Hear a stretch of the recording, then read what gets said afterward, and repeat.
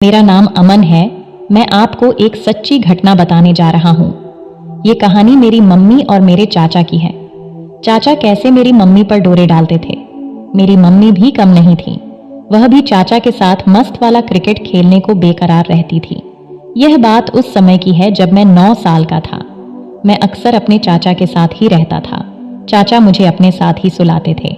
फिर मम्मी मुझे देर तक चाचा के पास से लेकर अपने पास सुलाती थी। मैं अक्सर महसूस करता था कि जब मम्मी मुझे लेने आती थीं तो कभी कभार मैं जाग जाता था तो लगता था कि चारपाई हिल रही है, लेकिन मेरी समझ में कुछ भी नहीं आता था और कुछ देर बाद ही मम्मी मुझे लेकर अपने बिस्तर पर आ जाती थी। शायद चाचा किसी बहाने से मुझे अपने पास बुलाते थे। खैर, ये सब चलता रहता था। मैं कभी कभार दिन में ही देखता कि चाचा मम्मी की ओर कुछ इशारे करते तो कभी तो वह चाचा के साथ ऊपर वाले रूम में चली जाती थी और काफी देर बाद निकल कर आती थी। मैं कभी मम्मी से पूछता कि आप वहां पर क्या करने गई थी, तो मम्मी कहती, कुछ नहीं बेटा, तेरे चाचा बैलों के लिए चुड्ढी लेकर खेत में जा रहे हैं। उन्हें टूटी बंधवाने गई थी, लेकिन धीरे धीरे मुझे उन पर कुछ शक हो रहा था कि आखिर चाचा और मेरी मम्मी एक साथ इतना घुलमिल क्यों रहे हैं। तो उनका देवर भाभी का रिश्ता।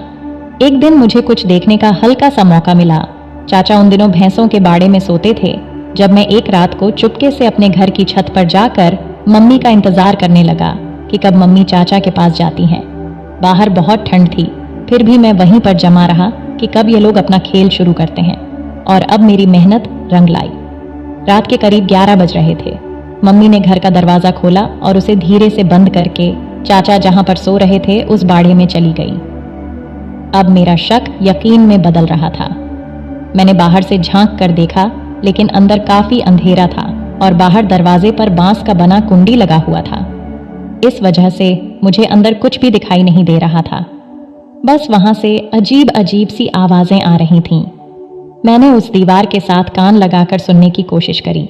मैं चुपके से शब्बर के पीछे के वाले, जहां पर गोबर के उपले से उन्हें बंद किया हुआ था ताकि अंदर सर्दी ना आ जाए, उनके पास गया तो केवल अंदर की खुसर फुसर की आवाज सुन रहा था।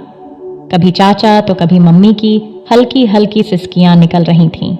मैं किसी की किसी भी तरह अंदर का नजारा देखना चाहता था, लेकिन उनका काला काम देखना मेरे आज तो नसीब नहीं हुआ। लेकिन एक बात तो मेरे दिमाग में घर कर गई थी कि चाचा और मम्मी में कुछ ऐसा करते हैं। बस मेरे दिमाग में हमेशा उनका ही ख्याल रहने लगा। आगे की कहानी बताने से पहले मैं आपको अपने बारे में बता देता हूँ कि मेरे परिवार में मेरे चाचा, मम्मी, पापा, मैं एवं मेरे दादा हैं। मेरे पापा शहर में काम करते हैं। गांव में खेती बाड़ी का काम है जो चाचा और मम्मी संभालते हैं। और पापा मम्मी की शादी हुए करीब 15 साल हुए थे, जिनके मैं इकलौती औलाद हूँ। उन दिनों मैं कक्षा 5वीं में पढ़ने पास के गांव में जाता था।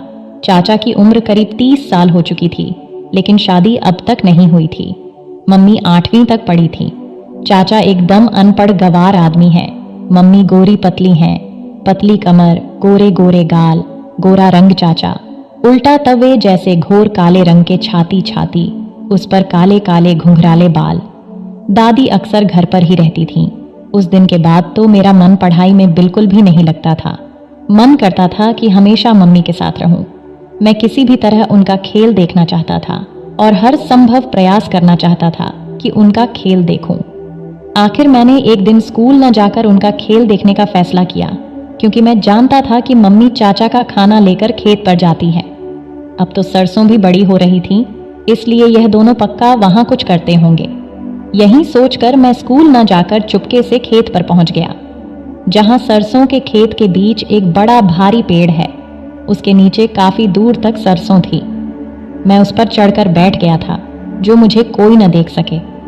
मैंने सोचा कि आज तो देख कर ही रहूंगा कि यह लोग क्या करते हैं। लेकिन मेरे काफी इंतजार के बाद भी उन्होंने कुछ नहीं किया और मम्मी घर वापस आ गई।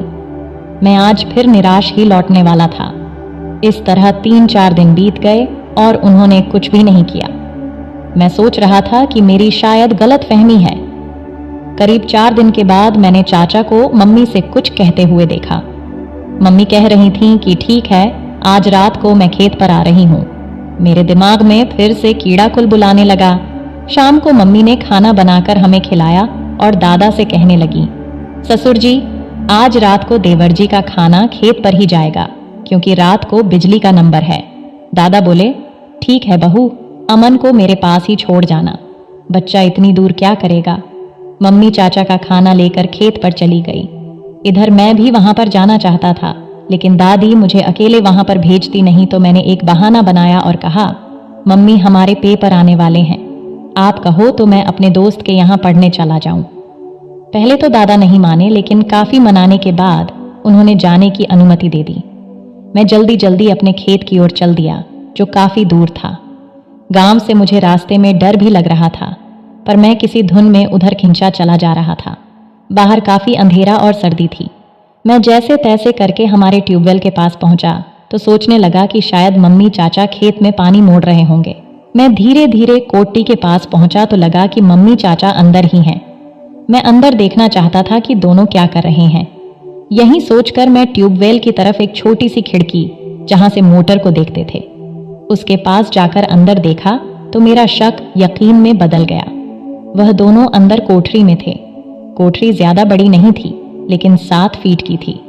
उसमें एक छोटा तख्त डाल रखा था, जिस पर वो दोनों मस्त वाला क्रिकेट खेलने की तैयारी कर रहे थे। यह सब देखकर एक बार तो मेरा दिल में आया कि इन दोनों को यहीं रंगे हाथों पकड़ लो और सभी घर वालों को इनके काले कारनामों के बारे में बता दूं। लेकिन मैं तो यह सब कई दिनों से देखना चाहता था और आज वह मौका मिल ही गया। फिर मैंने मोटर के कमरे की खिड़की से देखा तो मेरे देखते ही होश उड़ गए, क्योंकि मम्मी तो चाचा के साथ मस्त वाला क्रिकेट का खेल खेल रही थी। वह दोनों अलग अलग तरीके से मस्त खेल खेल रहे थे। चाचा के क्रिकेट खेलने की स्पीड बहुत तेज थी। ऐसा लग रहा था कि अंदर कोई भूकंप आ रहा हो। मम्मी भी उस खेल का भरपूर आनंद ले रही थी। उन दोनों को ऐसे खेलते देख मुझे गुस्सा भी रहा था, लेकिन यह घर की बात थी तो मैं भी इसे घर में ही रखना चाहता था। उसके बाद चाचा मम्मी को बोलने लगे कि तुम तो अपने देवर का जरा भी ख्याल नहीं रखती हो। मैं तो हर मौके की तलाश में रहता हूँ कि कब तुम मेरे पास आओ। तो मम्मी बोली, मैं भी क्या करूं? मुझे ऐसा लगता है कि अमन को हमारे बारे में सब कुछ पता चल गया है, इसलिए अब मैं जो सोच रहा था वह बिल्कुल सही निकला। अब मेरे दिल में अपनी मम्मी के लिए जो रिस्पेक्ट थी वह पता नहीं कहाँ गई। लेकिन दोस्तों, मैं कुछ कर भी तो नहीं सकता था। उस दिन के बाद में भी अपने पापा के पास चला गया और अपनी पढ़ाई जारी रखी। तो दोस्तों, वीडियो अच्छी लगी हो तो चैनल को सब्सक्राइब